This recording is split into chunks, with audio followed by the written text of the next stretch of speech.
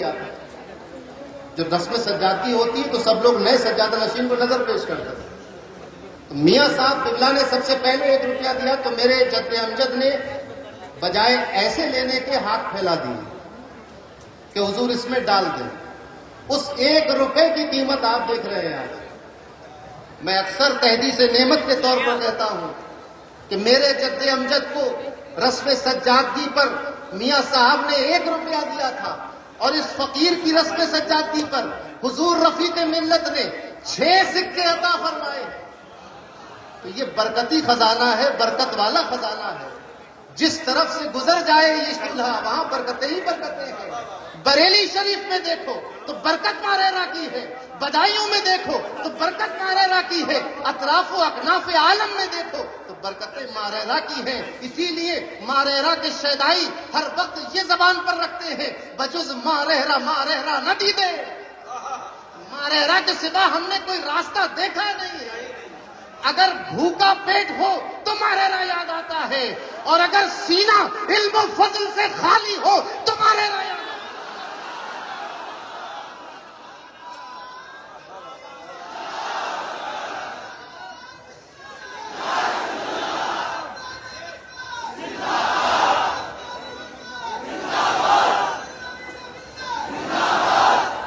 علم و فضل سے اگر انسان خالی ہو ماریرا حاضر ہوتا ہے. اور یہ قصہ کہانی نہیں ہے, یہ تاریخ گواہ ہے.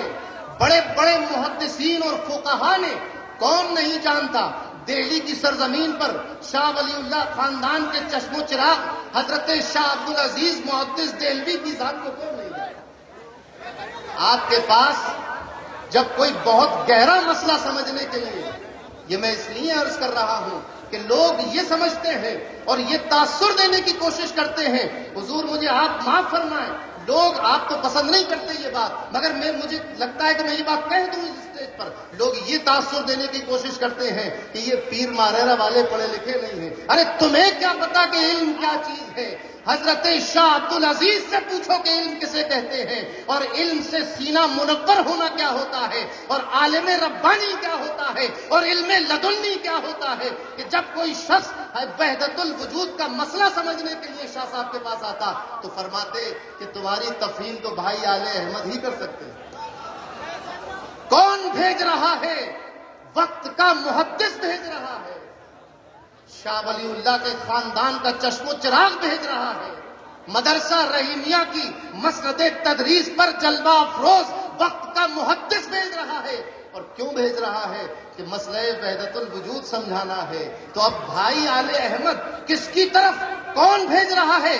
جو زمانے کا محدث ہے, زمانے کا فقیہ ہے, بڑے بڑے اساتذہ سے اس نے علم حاصل کیا ہے, اور بڑے بڑے علماء روزگار اس کے شاگرد ہوئے ہیں. اور کس کی طرف بھیج رہا ہے؟ جو کبھی ماریرا سے باہر نہیں نکلا.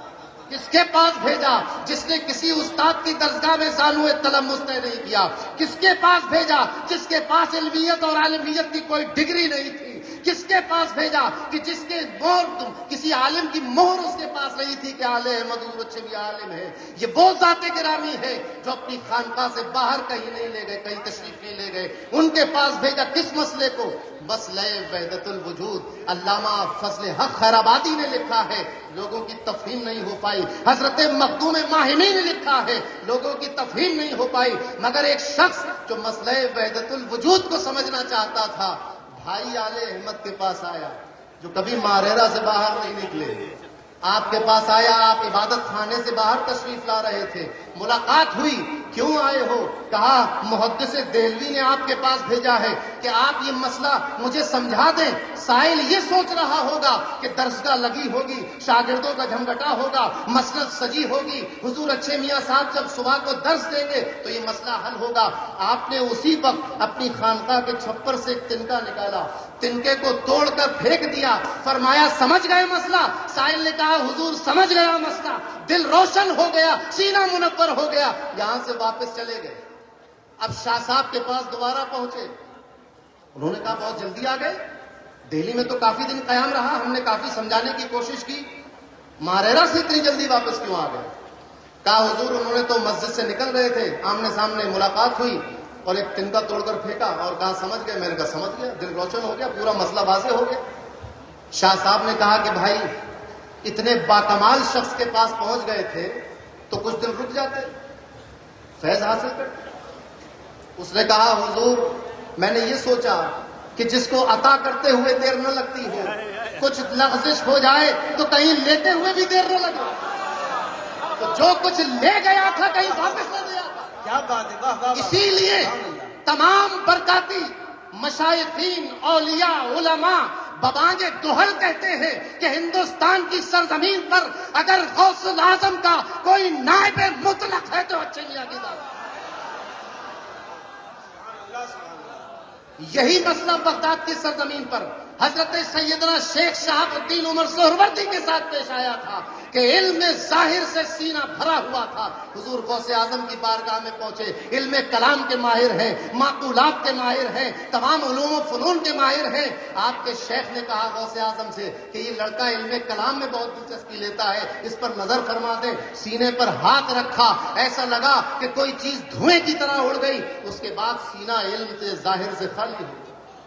اب کچھ سمجھ میں نہ آتا تھا، حضور غوث اعظم نے سینے سے لگایا اور علم باطن عطا کر دیا۔ یہی حال شمس ماریرہ کا ہے، کیونکہ نائب مطلق اس ذات گرامی کے ہیں جو گھر میں آنے والے چور کو ولی بنا دیا کرتی تھی۔ یہی حال شمس ماریرہ کا ہے۔ اب یہ تو میں نہیں کہہ سکتا کہ کسی چور کو ولی بنا دیا، ہاں ولایت کا سوال کرنے والے ہر اس شخص کو ولی بنا دیا جس میں شمس ماریرہ کی نظر تھی۔ کتابوں میں لکھا ہوا ہے، بڑے بڑے مشائخین، علماء، محدثین یہاں کے حاضر باش تھے، پورا بدایوں بریلی یہاں کا حاضر باش تھا۔ حضور اچھے میاں صاحب کا زمانہ ہے، بڑے بڑے مفتی آ رہے، مفتی عبد الغنی تشریف لائے، ساتھ میں خادم بھی تھا۔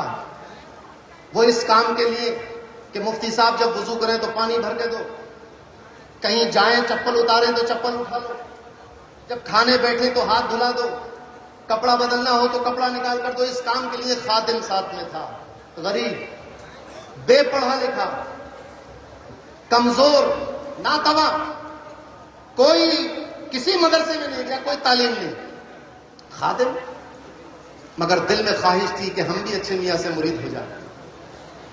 خواہش تھی نیت کا، انما الاعمال بالنیات، نیت اچھی ہو تو پھر اثر بھی اچھا مرتب ہوتا، اور پھر اچھی نیت اچھے کے سامنے لے کر آؤ گے تو نتیجہ تو اچھا ہوگا، نور علی نور ہوگا۔ وہ اچھے میاں، وہ اچھوں کا میاں، دل میں خواہش تھی حضور اچھے صاحب دلوں کے حالات جان لیا کرتے تھے، کیونکہ نائب مطلق ہیں اس ذات گرامی کے جس کا فرمان یہ ہے کہ میرے پاس آؤ تو اپنے دلوں کو سنبھال کر رکھو، کیونکہ میں جس طرح تمہارے ظاہر کو دیکھتا ہوں تمہارے دلوں کو بھی دیکھتا ہوں۔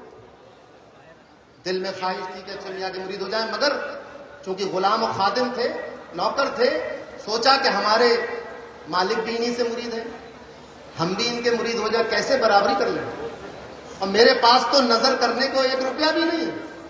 دیکھتے تھے کہ جو لوگ مرید ابھی نظر پیش کر رہے تھے، لوگ مسافہ کر رہے تھے، اس نظر کا یہ مطلب نہیں ہوتا کہ اس سے پیر صاحب کے گھر کا خرچہ چلے گا۔ یہ تو آدمی اپنی عقیدت میں، اپنی نیاز مندی میں اس کا اظہار ہے کہ حضور آپ آقا ہیں، میں غلام ہوں۔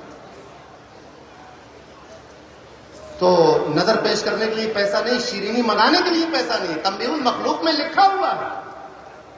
اچھے میاں صاحب نے ان کے ارادے کو پڑھ لیا، فرمایا کہ آؤ مرید ہو جاؤ۔ اس نے کہا سرکار میرے مالک آپ سے مرید ہیں، میں فرمایا وہ کچھ نہیں کہیں گے تو مرید ہو جاؤ۔ عرض کیا حضور شیرینی منگانے کے بھی پیسے نہیں ہیں، فرمایا میں منگا دوں گا۔ درگاہ میں لے گئے، اسی سفید گنبد کے نیچے ہم اور آپ تو جاتے ہیں بس آرام سے چلے گئے بغیر کچھ سوچے سمجھے ہوئے، اس گنبد سے باہر نکل آئے۔ یہ وہ گنبد ہے جس کے نیچے کھڑے کر کے شمس ماریرہ ولایت کا خزانہ تقسیم کرتے ہیں۔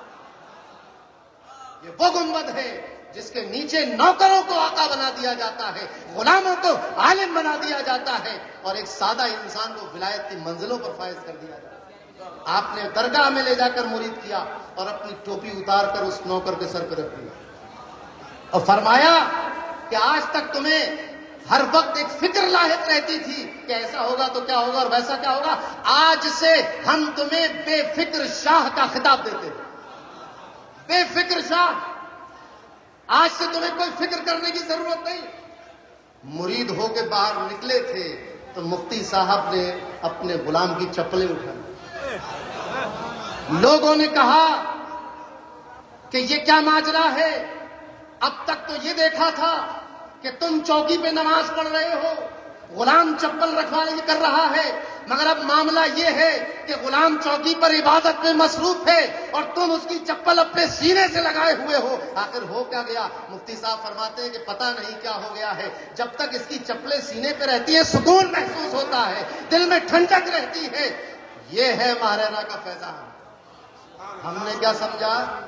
بیمار ہو گئے تھے, بخار اتر جائے, یہ ہے ماہرہ کا فیضان. نقصان ہو گیا تھا کاروبار میں, 2 پیسے مل جائیں, یہ ہے ماہرہ. یہ بھی ماہرہ کا فیضان ہے. اور اب تو دین اور دنیا وہ تو ہمیشہ سے تھی مگر تعبیر اس کی کچھ نئی ہو گئی ہے. آپ کو معلوم ہے صاحب عرس قاسمی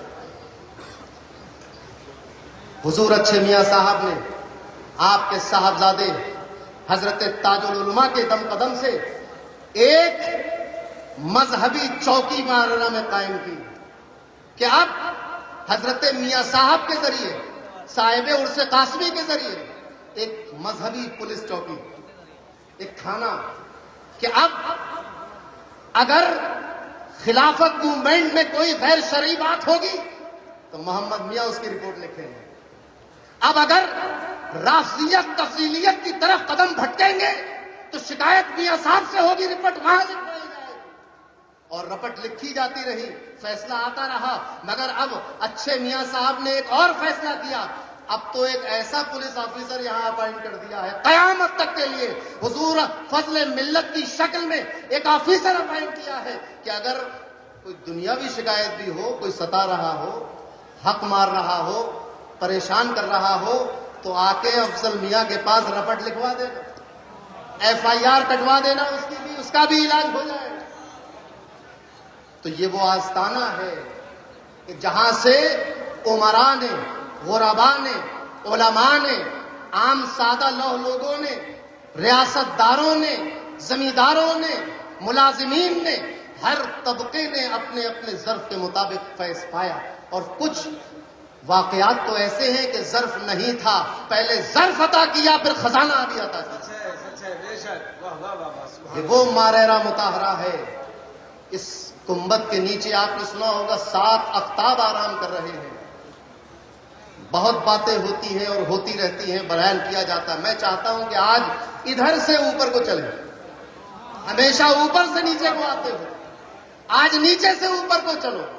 حضور رفیق ملت کبھی اسٹیج پر بیٹھے ہوئے ہیں, کبھی لنگر خانے میں دکھائی دے رہے ہیں, کبھی راستے میں کھڑے ہیں, کبھی مجمع کو کنٹرول کر رہے ہیں, کبھی کسی سے مسکرا کر بات کر رہے ہیں, کبھی کسی کو ڈانٹ رہے ہیں, کبھی باورچی خانے میں ہیں, کبھی گدی پر ہیں. آپ لوگوں نے سمجھا کہ ماہرہ میں چلتا پھرتا ہوا ایک آدمی. مگر میں ایک اشارہ کر کے گزروں گا. حضور رفیق ملت سر جھکائے ہوئے, سفید ٹوپی, سادہ لباس میں بیٹھے ہوئے ہیں, عام لوگوں کی طرح آپ کی خدمت میں لگے ہوئے ہیں. چونکہ یہ خون ہے اس کا خون ان کی رگوں میں ہے کہ جس کو اللہ نے تاجدار ولایت بنایا, فاتح باب ولایت بنایا, شہید کربلا بنایا, صاحب البرکات بنایا, سیدنا شاہ حمزہ بنایا ہے. وہی نسل چلی آ رہی, وہی خاندان ہے, وہی رنگ ہے, وہی ڈنگ ہے. آپ پوچھیں, حضرت تو کبھی نہیں بیان کرتے, اور یہ لوگ بھی اس لیے نہیں بیان کرتے کہ حضرت کی طرف سے تاکید ہے کہ اس طرح کی باتیں نہ بیان کرنا.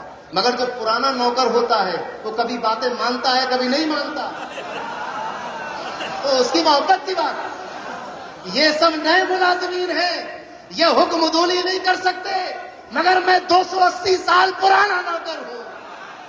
کچھ فیصلے میں اپنی ثوابدید پہ کر لیتا ہوں.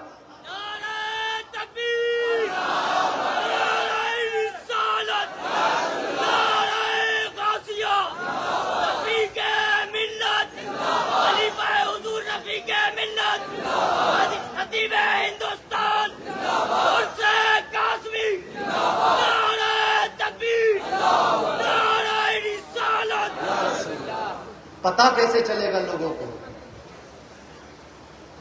بحیرہ شریف کے خانوادے کے جو فیملی ڈاکٹر ہیں ریحال صاحب ابھی موجود ہیں، کہیں انتظام میں کھڑے ہوئے مل جائیں گے. ان کا بیٹا چھت سے گر گیا، چھت سے گرا، چھوٹا بچہ، کیونکہ خود ڈاکٹر ہے والے، گھر میں ایک ڈاکٹری کا ماحول بھی ہے، اور فرسٹ ایڈ کے طور پر مہاراجہ شریف میں وہی فوراً آتے ہیں، فیملی ڈاکٹر. بچہ چھت سے گرا، بے ہوش ہو گیا، بے ہوشی طویل ہو گئی، کوما کی حالت ہو گئی.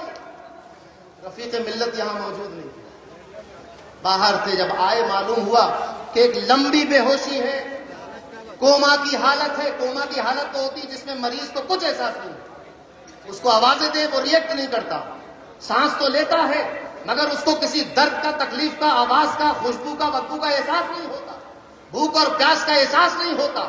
بڑی لمبی کھنچ جاتی ہے، گویا کہ سانس تو آ رہی ہے مگر ایک لاش کی طرح. حضرت حضور رفیق ملت تشریف لائے. آپ سوچ رہے ہوں گے کہ سورہ یاسین پڑھ کے دم کی، سورہ مزمل پڑھ کے پھونک دی، کوئی وظیفہ کر دیا یا کوئی عمل کر کے پھونکا. نہیں، فرمایا کہ بیٹا اٹھ کے ٹافی کھا لے. ٹافی کھانے کے لیے اٹھ جا. بچہ اٹھ کے بیٹھ گیا. یہ وہ ماریرا ہے جہاں پر ٹافی کھلا کر موت کا علاج کیا جاتا ہے. کوما سے اٹھ کر بیٹھ گیا بچہ. آپ کہیں گے کہ یہ کون سی بات ہوئی؟ کوما میں سے تو لوگ اٹھ ہی جاتے ہیں، کون سی خارق عادت بات ہے؟ یہ خارق عادت بات کوما سے اٹھنا نہیں ہے، ٹافی کا نام سن کے اٹھنا خارق عادت ہے. اسپتالوں میں ٹافی کھلا کر علاج نہیں ہوتا. یہ تو پھر بھی ٹافی تھی. ان کے جد امجد تو درگاہ کی مٹی چٹا کر علاج کر دیا کرتے تھے، درگاہ کی مٹی چٹا کر. یہ تو پھر بھی ٹافی کھلا رہا ہے. حضور رفیق ملت کو ہم چونکہ اپنی آنکھوں سے وہ پردہ ہٹا نہیں سکتے جس سے ہمیں کچھ نظر آ جائے، جیسے ہمارے اسلاف کو نظر آیا، ہمارے اجداد کو نظر آیا، ہمارے پرانے علماء اور محدثین کو نظر آیا، بدائیوں اور بریلی کو نظر آیا، کچھوچا کو نظر آیا، حضرت محدث دہلوی کو نظر آیا. ہمیں نظر نہیں. جس کو نظر آیا اس نے پھر کہا کہ برتر قیاس سے ہے مقام ابو الحسین. نظر آیا. جس کو نظر آیا اس نے کہا، جس کو سمجھ آیا اس نے بھی کہا، جس کو نظر آیا اس نے بھی کہا، اور یہاں تک کہ شیخ سدو کو بھی دکھائی دے گئے، وہ بھی سر ڈال گیا. آگے بتاؤں گا اس کا کیا قصہ تھا. شیخ سدو کا بہت پریشان کرتا تھا لوگوں کو. تو لوگوں نے ہم دیکھ نہیں سکتے لہذا ہم معمولی سمجھتے. معمولی نہ سمجھو، یہ لوگ معمولی نہیں ہیں.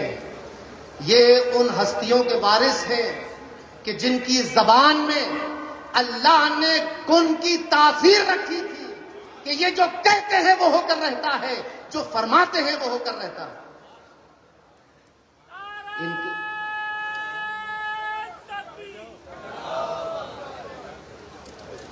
حضور تاج المشائخ،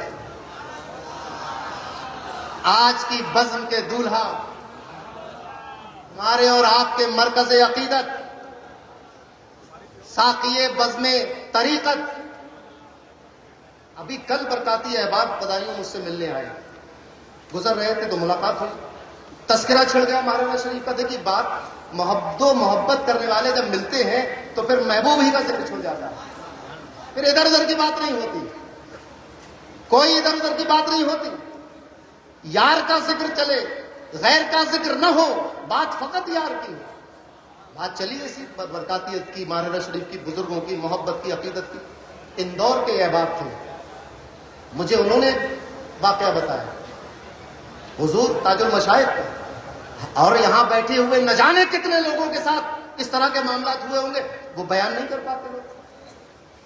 آپ لوگ جب میں بیان کروں گا تو آپ تائید کریں گے، مجھے یقین ہے کہ ہر کسی کے ساتھ ایسا کچھ نہ کچھ ہوا ہے، کچھ نہ کچھ بدلا ہے، مدد آئی ہے. ایک صاحب کے پانی کے ٹینکر چلتے ہیں، بار بار الٹ جاتا تھا ٹینکر.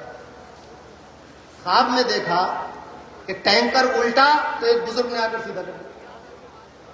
2-3 بار یہ ہوا تو خواب دیکھنے والے نے کہا کہ حضور بار بار آپ کو آنا پڑتا ہے، کچھ ایسا کر جائیے کہ اب ٹینکر نہ لوٹے. دیکھو عقل مند لوگ ایسے ہی ہوتے ہیں.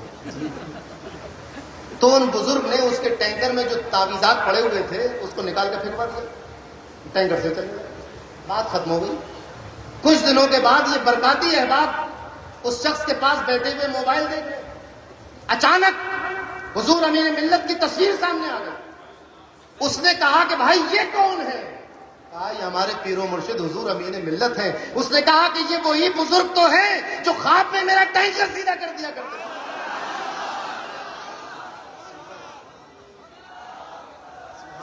سبحان اللہ. نعرہ تکبیر, نعرہ رسالت, قرص قاسمی, قرص قاسمی, نعرہ تکبیر. سبحان اللہ. آج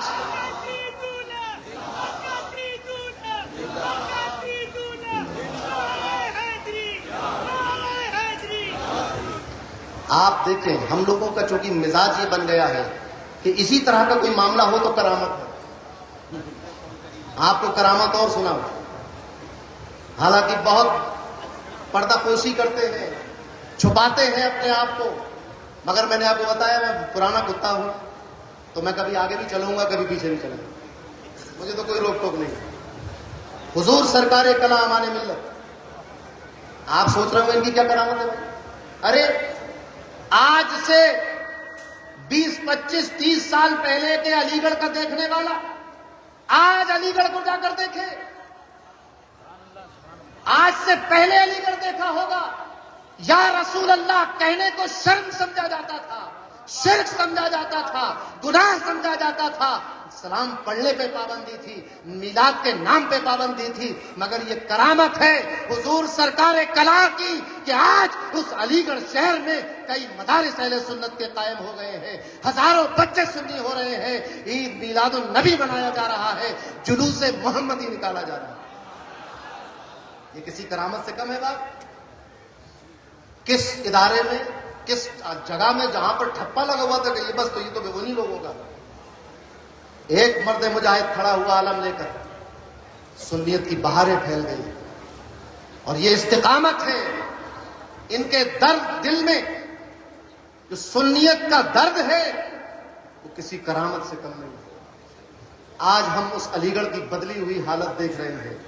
11ویں کی نیاز ہو رہی ہے, چھٹی منائی جا رہی ہے, بزرگوں کے آراز کی محفلیں ہو رہی ہیں, مسجدوں میں ختم قرآن ہو رہا ہے, کھڑے ہو کر صلاۃ و سلام ہو رہا ہے, میلاد پڑھا جا رہا ہے, یا رسول اللہ کے صدائیں دی جا رہی ہیں. یہ کرامت ہے کہ نہیں؟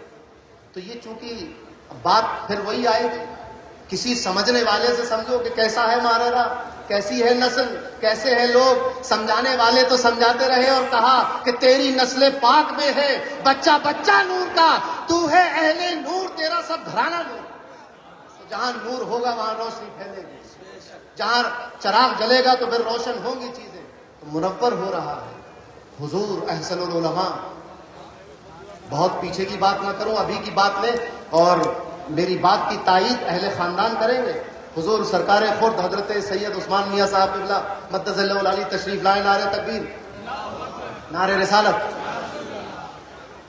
خان وعدہ برکات. تو آپ تائید کریں گے, خصوصاً حضور شرف ملت تائید کریں گے. آج جو آپ کے ہاتھ میں اہل سنت کی آواز کا جو شمارہ ہے, اہل سنت کی آواز کا شمارہ نکلتا ہے ہر سال رسالہ, اس بار جو حمد و نعت پر نکلا ہے یہ خصوصی نمبر, یہ حضور احسن العلماء کی کرامت. کیا کرامت ہے, کیا فیضان ہے, کیا عطا ہے؟ عطا یہ ہے کہ آپ نے اپنے لخت جگر نور نظر تشریف لائے حضرت. یہ ہے مؤذن مرحبا پر وقت بولا, تیری آواز مکے اور مدینے. نعرہ تکبیر, نعرہ رسالت, حضور شرف ملت, قرص قاسمی, نعرہ تکبیر, نعرہ رسالت.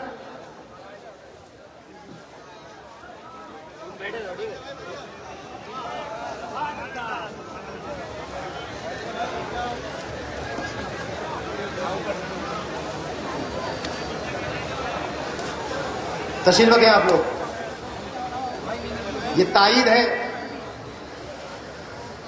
میرے جملوں کی تائید ہے, اور پھر ذکر اس پریوش کا, اور پھر بیان اپنا. میں تو اکثر یہ کہتا ہوں کہ ماریرا والوں کا ذکر میری کمزوری ہے اور ماریرا والوں کا نام میری طاقت ہے. تو حضور شرف ملت کو، حضور احسن العلماء خواب میں تشریف لائے، بہت واضح خواب. گھر میں کھڑے ہیں کھجور کے درخت کے پاس اور فرما رہے ہیں، ہو سکتا ہے کہ میرے الفاظ میں کچھ تفاوت ہو جائے. شاعر مشرق نے کہا تھا کہ الفاظوں میں آنی تفاوت نہیں، لیکن ملا کی اذا اور مجاہد کی اذا اور، تو وہ جو بیان کریں گے وہ تو ہماری بات ہوگی. فرمایا کہ اس بار اہل سنت کی آواز کا شمارہ حمد و نعت کے پر نہیں، اور یہ کام احمد میاں صلی اللہ علیہ وسلم کو ثبوت کر دیں. ان سے کہو کہ وہ اس بار حمد و نعت کا شمارہ نکالیں. آج آپ کے ہاتھ میں حمد و نعت کا شمارہ موجود ہے. آپ لوگ کہتے ہیں کہ مر کر مٹی میں مل گئے، بات ختم ہو گئی. آپ کے پاس اہل سنت کی آواز کا جو شمارہ موجود ہے، یہ شمارہ زبان حال سے پکار رہا ہے کہ اللہ کے ولی مرتے نہیں ہیں، زندہ ہیں، اور ان کی زندہ کرامت یہ رسالہ آپ کے سامنے موجود ہے. ایسے تو بہت سارے معاملات ہیں. خود صاحب عرس قاسمی، مجدد سلسلہ برکاتیت، آپ سوچتے ہوں گے کہ بہت بڑے عالم فاضل ہو گئے، خلافت ملی، بیعت ہوئے، خلافت ملی، گدی پہ بیٹھے تو اب جو ہے وہ بہاریں اور کرامتیں اور فضائل شروع ہوئے. نہیں، چونکہ میں عرض کر چکا ہوں کہ یہ ان کے نائب ہیں جو غوث اعظم کے نائب مطلق ہیں. یہ حضور اچھے میاں کے نائب ہیں. صاحب عرس قاسمی 5 یا 6 ماہ کی عمر ہے، گھر میں کام کرنے والی ایک عورت کی گود میں ہے. عورتیں ہوتی نا گھر میں کھلانے والی، والدہ کو کوئی کام ہے، کوئی مصروفیت ہے تو گھر میں رہنے والی اور دوسری عورتیں کھلاتی ہیں. گود میں ہے، 6 مہینے کی 5 مہینے کی عمر ہے. اس وقت بچہ بول نہیں سکتا، بھوک لگے تو یہ نہیں کہہ سکتا کہ مجھے بھوک لگی. جھاڑ پھوک کیا کرے. 6 مہینے کی 5 یا 6 مہینے کی عمر ہے. بستی میں ایک عورت پر ایک عصبی معاملہ ہو گیا، اور وہ بڑا سخت تھا. وہ شیخ سدو، وہ یہ کہتا تھا کہ مجھے بکرے کی اور کڑھائی کی اور پوریوں کی نظر دو. آپ نے سنا ہوگا جو لوگ نظر و نیاز کے بڑا چرچا کرتے، خلاف رہتے، وہ اسی طرح کی نظر و نیاز شیخ سدو والی، وہ تو ہمارے یہاں بھی جائز نہیں ہے. تو شیخ سدو کہتا تھا مجھے نظر دو بکرے کی، پوریوں کی، کڑھائی کی. اب یہ عورت، ادھر وہ شیخ سدو اس عورت پہ سوار ہے، ادھر یہ نوکرانی 6 مہینے کا ایک نور نظر لفتر جگہ. حضور شمس ماریرا کے دل کے ٹکڑے کو لے کر اس گھر میں پہنچی. جیسی گھر میں داخل ہوئی وہ عاصبی عورت ٹھیک ہو گئی، ختم ہو گیا سر. لوگوں نے کہا حیرت کرتی، چلو یہ تیاری کر رہے تھے نظر وظر کی، ختم کرو اس کو. عورت تو ٹھیک ہو گئی. وہ دائی جو تھی وہ حضور صاحب عرس کو لے کر واپس آ گئی دولت قدے پر، دولت سرا میں واپس آئی تو ادھر شیخ سدو پھر آ گیا. اس نے کہا لاؤ بھی وہ نظر کہاں ہے. اس سے کہا کہ ابھی تو تم چلے گئے تھے، بات ختم ہو گئی تھی. ان کا چلے نہیں گئے تھے، یہ پیر برکات کا پوتا آ گیا تھا اس لیے مجھے جانا پڑا. یہ اس 6 مہینے کی عمر کی حالت ہے کہ جس وقت میں بچہ بول نہیں سکتا، صرف اس وجہ سے شیطان اور آصف گھر چھوڑ کر بھاگ گیا کہ پیر برکات کا پوتا گھر میں آ گیا. چل کر بھی نہیں گئے تھے کہ قدم گھر میں پڑ جاتے، گود میں تھے. آج ہم لوگ پریشان ہوتے ہیں کہ کسی نے جادو کرا دیا ہے تو اب ڈھونڈو باباؤں کو. ایک آصف ہو گیا ہے تو ڈھونڈو کسی کو. ڈھونڈتے ہو کہاں ڈھونڈنے جاؤ گے، کس کو ڈھونڈو گے؟ ہمارے تو اپنے گھر میں اللہ نے یہ سب دیا ہے. ماریرا شریف کے دامن میں اللہ نے کیا چیز نہیں رکھی ہے. اس خانوادے کا 5 اور 6 مہینے کے بچے کے خون کی، اس کے وجود کی برکت یہ ہے کہ آصف و شیاطین اور اجنڈا چھوڑ کر بھاگ جاتے ہیں. تو اس گھر کے پیر کا عالم کیا ہوگا، مرشد کا عالم کیا ہوگا، ہیڈ آف دا فیملی کا عالم کیا ہوگا، اس گھر کے سربراہ کا عالم کیا ہوگا، اس گھر کے مالک کا عالم کیا ہوگا. یہ اس گھر کے بچوں کا عالم ہے.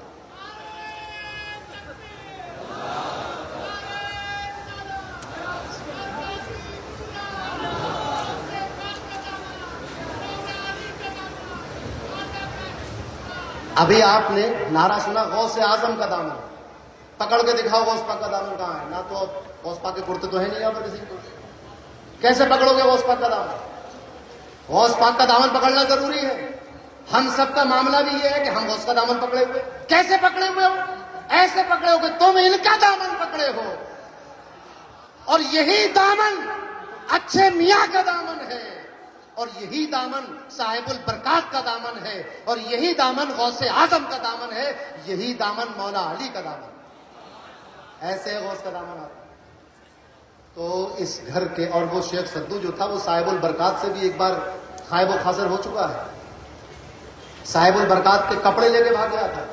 آپ سوچ رہے ہو کہ کون سی کہانی تم نے پنجتر کی کہانی شروع کر دی، کلیلہ دمنہ والی. کپڑے لے کے بھاگ گیا. کپڑے لے کے بھاگا، آپ نے حصار کیا اور دبایا ایسا کہ اب اس کی جان نکلنے والی تھی تو معافی مانگی اور کہا کہ پیر برکات آج کے بعد تمہارے ماننے والوں مریدوں پہ نہیں آؤں. جس طرح شاہ عبد الجلیل صاحب نے رحمت اللہ تعالی علیہ نے جناتوں کے 7 بادشاہوں کو اپنے سامنے جھکا لیا تھا اور یہ اقرار لے لیا تھا کہ آج کے بعد میرے مریدین میرے سلسلے سے وابستہ لوگوں کو پریشان نہیں کرو. اب سوچو، مجھے تو اس لیے یقین ہو جاتا ہے جب کوئی میرے پاس آتا ہے کہ آصف ہے، میں یقین کر لیتا ہوں کہ آصف نے کوئی بیماری ہوگی. علی گڑھ جا کے احمد بھائی سے کہتا ہوں ان کو دکھوا دیجیے کسی ڈاکٹر کو. آصف تو اس لیے نہیں ہو سکتا کہ ہمارے سلسلے میں شاہ عبد الجلیل صاحب کے غلاموں کو کوئی جنات پکڑ کیسے سکتا ہے؟ نہیں پکڑ سکتا. تو ہم جا بجا ڈھونڈتے پھر رہے ہیں. ارے اللہ تعالیٰ نے ہمیں یہ دامن دے دیا ہے، اس کی قدر کرنی چاہیے. میں نے اس سے پہلے بھی عرض کیا تھا کہ گنبد میں جاتے ہیں، چلے آتے ہیں، کبھی غور تو کرو کہ کون کون آرام کر رہا ہے. عرس نوری کے موقع پر عرض کیا تھا میاں صاحب قبلہ کی بارگاہ میں کہ محدث کا، مفسر کا، محقق کا، مجدد کا تیری چوکھٹ پہ خم کس کس کا سر ہے؟ احمد نوری. یہ وہ احمد نوری ہے جو 7 اقطاب کی فہرست میں آخری کتب ہے، جو غلام شبر صاحب نے لکھا اور دوسری روایتیں آئی. مگر بدائیوں والے، ہمارا جو اپنا ذوق کا اور اپنے وجدان کا معاملہ یہ ہے کہ جو اس گدی پہ ہے وہ کتب ہے. یہ میرا ذاتی ماننا ہے، سودا میرا ہے، آپ کو نہیں پسند آمد ہے، لڑائی کی بات نہیں ہے، آپ وہاں تک ہی رکھو. آپ سوچیں کہ جس گنبد میں آرام کرنے والے آخری کتب کا حال یہ ہے تو قطبیت شروع جہاں سے ہوئی تھی اس کا عالم کیا ہو. اور اب یہ بھی یقین رکھو کہ آخری کتب میں وہ ساری خوبیاں موجود ہیں جو پہلے کتب میں تھی. اسی کا نام سلسلہ طریقت ہے. اگر گدی پر بیٹھنے والا اپنے پیرانے سلسلہ کے معمولات سے، مواقف سے، رسومات سے، ان کی تعلیمات سے ہٹ جائے تو وہ چاہے سونے کی گدی پہ بیٹھا ہو، وہ گدی نشی نہیں ہے، وہ اس سلسلے کا پیر نہیں ہو سکتا. کتنا اپنے آپ کے آگے سجاد نشین لگا لے اور آگے اور پیچھے القاب لگا لے، لیکن اگر جس گدی پہ بیٹھا ہے اس گدی کے پیرانے سلسلہ کے موقف سے ہٹا، ان کے راستے سے ہٹا، ان کی روش سے ہٹا. اچھے میاں صاحب تعزیے کو پسند نہیں کرتے تھے، تم تعزیہ نکالنے لگو، برکاتی نہیں رہ جاؤ. اس بات کے برکاتی رہے. میاں صاحب قبلہ کا پورا رسالہ ہے رافضیوں کے رد میں، تم رافضی ہو جاؤ تو کس بات کے برکاتی ہو؟ حضور تاج العلماء کی تحریریں پڑھو، اگر ان کے موقف سے ہٹے تو کس بات کے برکاتی ہو؟ حضور سید العلماء اور ایسر العلماء کی اقوال کو یاد کرو، اگر اس سے ہٹے تو کس بات کے برکاتی ہو؟ اور آج حضور امین ملت، شرف ملت، رفیق ملت کے فرمودات کو سنو، اس سے ہٹے تو کس بات کے برکاتی ہو؟ مجھے تو حیرت ہوئی، آج میں نے دیکھا واٹس ایپ پر کہ حضرت فرما رہے ہیں کہ جو نذرانہ پیر کو دینے والے ہو اس کی کوئی دینی کتاب خرید کر گھر لے جانا. بتاؤ کوئی پیر ملے گا؟ حال تو یہ ہے کہ آتے جاؤ پھنستے جاؤ. پیر کہہ رہا ہے نذرانہ نہ دینا، دینی کتابیں لے جاؤ، نمازیں درست کر لو، عقائد درست کر لو، نظریات درست کر لو، اپنی عقیدت کو مضبوط کر لو، برکاتیت مضبوط کر لو، رسول کی شریعت کو پہچانو، حضور کے مقام کو پہچانو، صحابہ کو پہچانو، اہل بیت کو پہچانو، عقیدہ سنیوں والا رکھو اسی پیسے سے جو ہمیں نظر دینے چاہتے ہیں. آپ سوچیں، اور یہ کیسی نظر ہوگی اگر ہم اپنے پیسوں سے یہ کتابیں خرید کر ان کی روش پر آ جائیں تو ایک پیر کے لیے مرید کی جانب سے اس سے بڑا نذرانہ نہیں ہو سکتا کہ حضور جس راستے پر آپ ہیں اسی راستے پہ میں ہوں.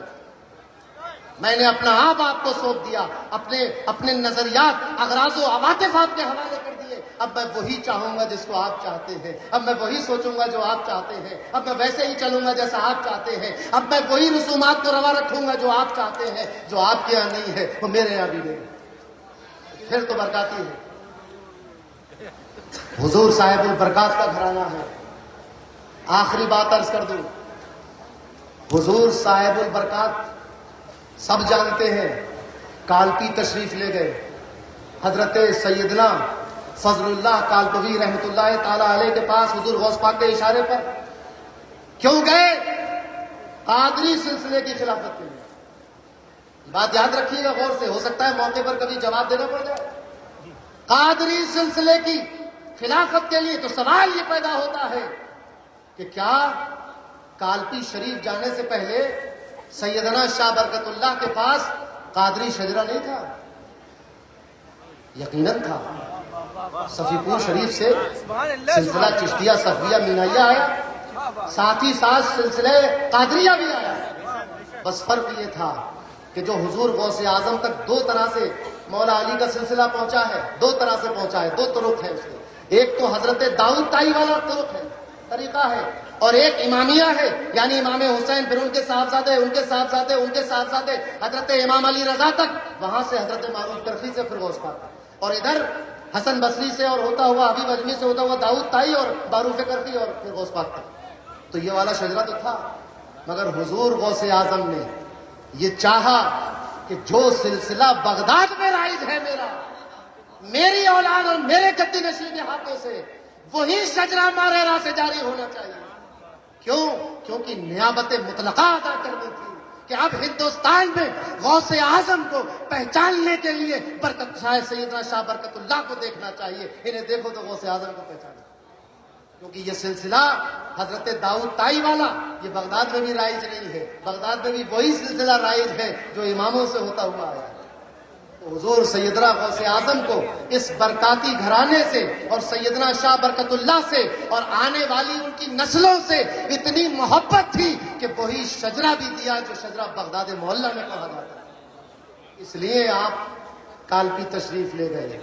آپ تو خود پیر تھے، بہت سے خلفاء بھی تھے، بہت سے مرید بھی تھے، خانقاہ عروج پر تھی، غوث اعظم سے رابطہ موجود تھا۔ اگر رابطہ نہ ہوتا تو یہ کیوں فرماتے کہ کالپی چلے گئے؟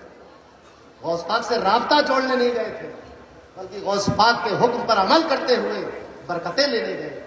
اور جب پہنچے ہیں سیدنا شاہ فضل اللہ کالپوی رحمت اللہ تعالی علیہ کے پاس، آپ نے اٹھ کر گلے لگایا اور کہا تاریخ ساز جملہ، فرمایا دریا بدریا پیوست۔ یہ جو دو گلے مل رہے ہیں، یہ دو دریا مل رہے ہیں آپس میں، کہ ادھر بھی روانی ہے ادھر بھی روانی ہے، ادھر بھی موج ہے ادھر بھی موج ہے، ادھر بھی سیپ ہے ادھر بھی سیپ ہے، ادھر بھی موتی ہے ادھر بھی موتی ہے۔ بس یہ دونوں دریا آج مل گئے، اور جب دریا ملتے ہیں تو ایک تیسری دھار پیدا ہوتی ہے۔